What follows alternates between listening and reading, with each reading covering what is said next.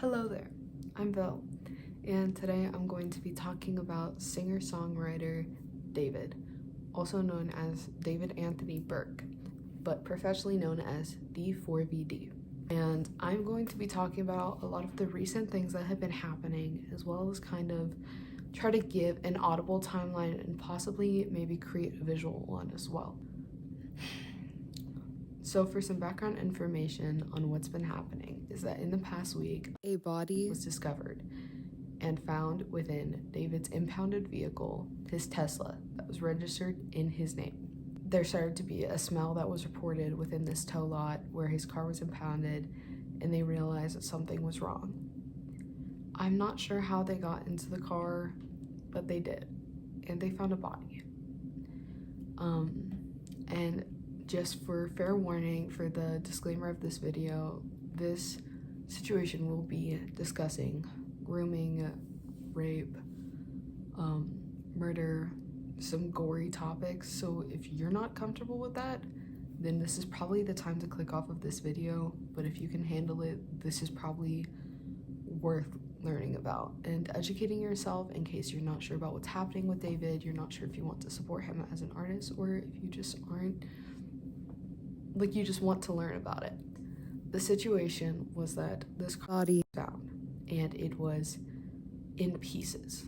This body was found in pieces in David Anthony Burke's Tesla, rotting and decomposing, wrapped pieces in plastic. The smell was awful, and the body was so decomposed and rotted that they couldn't even tell the gender. They couldn't tell the gender, they weren't sure what was happening, but eventually the woman was identified. The girl was identified, the very young girl. This is where we talk about the victim, Celeste Rivas Hernandez.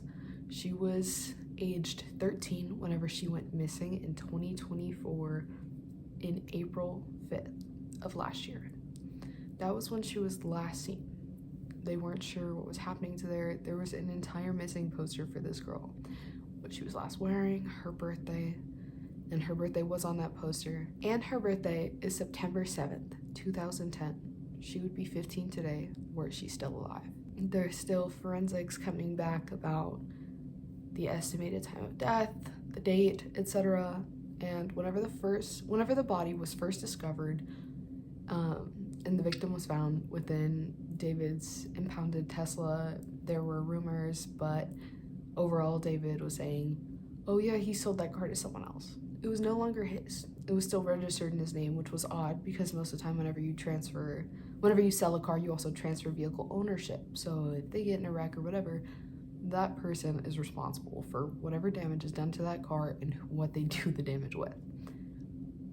That's how it works. That's usually what would happen. But then there were rumors that it was sold, that it was also stolen. But people were kind of thinking, it's like, why would someone steal a Tesla? And like why would someone steal a Tesla, put a body in it, and leave it? That's an expensive car. That's something that you could probably sell for a lot of money. It seemed odd. A lot of it didn't make sense, but a lot of people are like, but it's okay, whatever it is, David is in the clear because he's been on tour. He's been on tour for months. He couldn't have done it. That's what the general consensus was, what people were saying, what they thought about it. He could not have done it, right? We'll discuss that, and we're definitely still learning things about the case even now because it is actively going on. I don't think there's been arrests made, but he canceled his show last night while he's been on tour. A lot of people are currently trying to use the defense for David. The police said that he is not under investigation. The police said he's innocent. And that's where I say that, unfortunately, that's not how the law works. A lot of the time, in serious cases involving minors, possible grooming, pedophilia, and etc., in these cases where minors are involved, and especially people with a lot of money who are very well known, the police will purposely, and I know this from talking to officers, from like genuinely wondering about this, asking about this, They will purposely say that this person is not under investigation. The entire point is to try to hide it from this person as long as possible so they can gather the evidence and hopefully make an arrest without them knowing. Because here's the thing. If David knew that he was under investigation, which obviously he knew that something was up, but they were saying that, oh, he's cooperating, oh, he's not a suspect, most likely because, one, if he knew, he might delete evidence, he might tell other victims to delete evidence, because here's the thing. In situations of grooming and pedophilia, a lot of officers will tell you and say this, that there is rarely just one victim. More likely, there's going to be multiple people, especially multiple young girls, boys, in situations of grooming and pedophilia. This is something that police officers talk about. This is something that they found within multiple different cases. And in a lot of these cases, to protect the victims, to protect evidence, to keep it from getting destroyed. Because even if the victims may be found out, oh my God, David's under investigation, I don't want him to get in trouble, he loves me, I swear, they might then delete that evidence that they might have against him. They might get rid of it, destroy it, whatever, try to get it off the internet because they don't want him to get in trouble because they have been manipulated. They are not able to function and make the capabilities that are the right decision. A lot of the times, even in situations, I've also talked to an officer about this, a detective actually, is that it can take up to 7 times of leaving someone over and over again to finally get away from that person in an abusive relationship, in a grooming relationship. That's how it works, unfortunately, because it's hard to leave on your own, and it's definitely harder whenever you feel like it's forced and other people are forcing you. And a lot of these times, these people will isolate you. They'll stop you from talking to your friends. They'll stop you from talking to family even. Villainize them in your eyes and make them seem like bad people. That is what happens most often. And this is coming from police officers and what they've said they've seen in cases. This is coming from other things that I've seen as having friends who've been through it and having gone through it myself. And that's definitely something that I think is important to recognize and realize, is that a lot of these people want to isolate you and not let you talk to people. Another thing that is important that I'm going to clarify again before continuing on. Celeste was 12 or 11 whenever she met David. David Anthony Burke is currently 20 years old. He is 5 years older than the victim. But this is where we're going to get into why there has been a lot more going on. With recent situations and with what's been going on, David has turned off his comment section to limited on every social media platform he's on. He has stopped posting. He has gone silent. He is now postponing or canceling his concerts, etc. And a lot of this has been very interesting, and in my opinion, makes him more suspicious. But at the same time, now that there have been screenshots, videos, pictures that have come out, it's wraps. I'm just trying to educate you on what is going on. I will be trying to add in screenshots, videos, TikToks that have been explaining what's been going on, because I think it's very important to spread awareness. So with the situation, this is something that's harder for me to discuss on, but it's something that it's like I feel strongly enough about it to where I think it's very important to talk about. A lot of David fans are saying that it hasn't come out yet that he was the murderer or that he caused this. And here's what I will say. If you cannot find it in your heart to stop listening to him because of overall everything that's been happening, and you need him to be a convicted murderer, how about you stop listening to him because he was a groomer, a pedophile, possibly a kidnapper, and a rapist. And the reason I say that, which I know this is extremely strong to say, and a lot of people might disagree with this, but legally in the eyes of the law, with how the law works, with how age works, he is seen as a rapist. There were screenshots that came out from Celeste's friends of her talking about having sex with David and how she bled. And there are screenshots describing this and her experience and etc.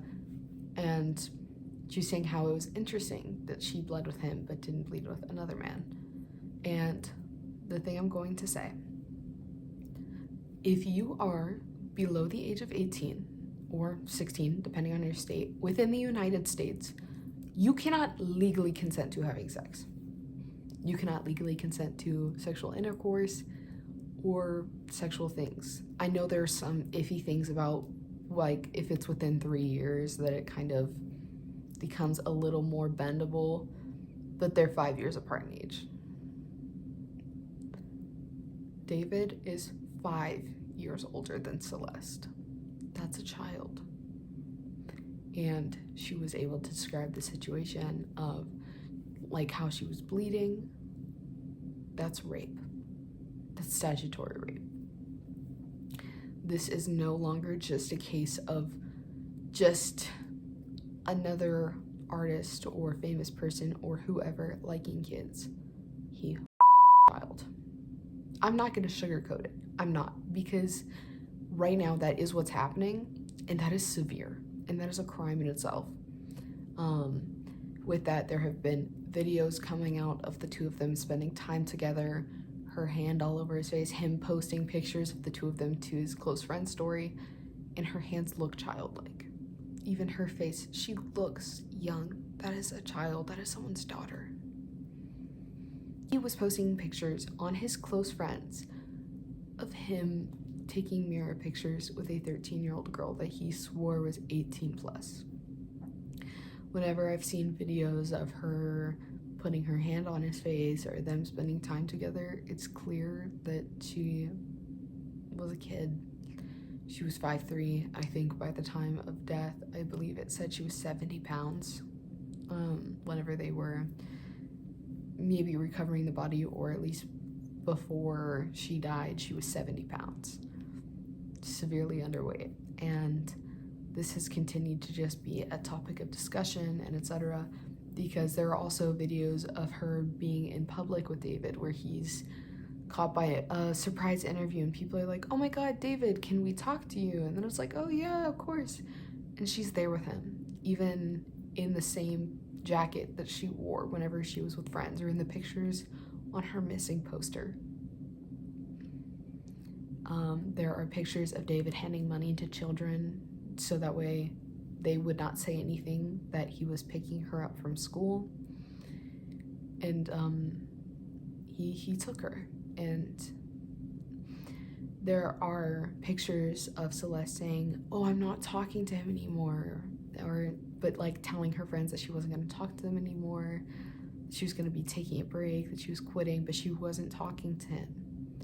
That is how groomers and pedophiles work. Even abusers in general. He was an abuser. They will isolate you from your friends, your family, the people who are trying to keep you away from them. And that is usually the most likely situation, is that the reason she was telling her friends, oh, it's fine, but I'm gonna go on a dark period right now, or I'm not gonna talk, or I'm kind of gonna quit, was probably because of something that he said to her, because that's what he wanted her to do. And it sickens me to my core that this girl was alone. Her friends were paid off and they accepted the money and didn't say anything until after. There were people who knew about this going on since 2022, 2023. And some of them who tried to speak out got a cease and desist, or some of them just didn't say anything. Clearly, they made the choice to not say anything or do anything and say, hey, this is wrong. This is not okay. This is not something that could be happening. That did not happen. For maybe 3 years, over, Celeste was alone, isolated, and talking to an older guy who probably swore that he'd protect her. He has songs that talk about her, say her name. He has an unreleased song, say how much he loves her. He's even got these music videos where it's him putting a body into the back of the car. He's got songs called Romantic Homicide. And to me, I always thought of that song as trying to get rid of the painful memory of someone. but I guess not. That's the hardest part, is a lot of this I'm trying to differentiate it, but I can't even listen to his music. I'm getting rid of the record soon. I'm probably gonna try to see if there's someone who can repurpose it. I wanted to repurpose it, but then I realized that I'd still have that reminder there of what he did and what's happened to me, and I don't want that in my room, in my life. I don't want that negative energy around me, and I don't think it serves me or is helpful. And yeah, so they had matching tattoos. I believe that some people say that was part of how she was identified, was that on one of their fingers they had one of their fingers, I think it was the middle finger, that there was a matching tattoo here, was where the matching tattoo was, and it was something, I forgot what it says, but there was supposedly, they both had matching tattoos on their finger. Whenever I first heard about this, I was like, oh, is this someone who just tattooed it later, etc., until I realized that it was the victim, the corpse that was found in his car, that they identified the body. A lot of people are still trying to defend him, saying he couldn't have done it. It could have been a psycho fan that thought that they were serving him and doing something and supporting him by doing it, but it also could have been someone else. Like, just overall, there are so many options that it could have been. He could have paid someone else to do it. One of his friends could have done it as some sort of gift, or he might have done it on accident, and she's been sitting there rotting and no one even noticed. It's very unfortunate how this has played out. It's very sad, it is, and I hope that she is in a better place now and she is feeling peace for the first time in years, because she probably didn't get to feel it while she was going through all of this. It's clear that a lot of people are telling her that this wasn't the right thing and she wanted to get away from it, or saying that she was trying to leave but couldn't. It is very hard to leave one of those situations, and a lot of the time you might not understand a situation like that until you've been through it, even though I never wish that on anyone, because it's awful. And it's not something that's easy to heal from. It's not something that's easy to get out of. And she was just a little kid who didn't know better.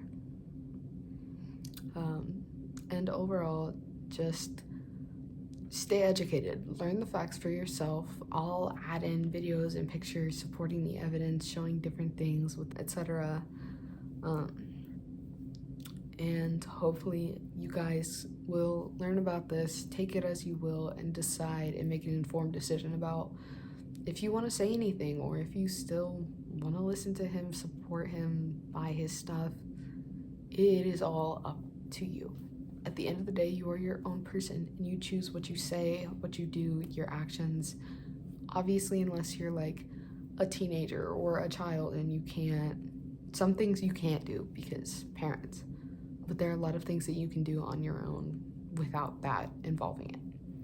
So this is just me talking about it, clarifying it, and giving some context, and hopefully that's like helpful, or at least give some information and etc. So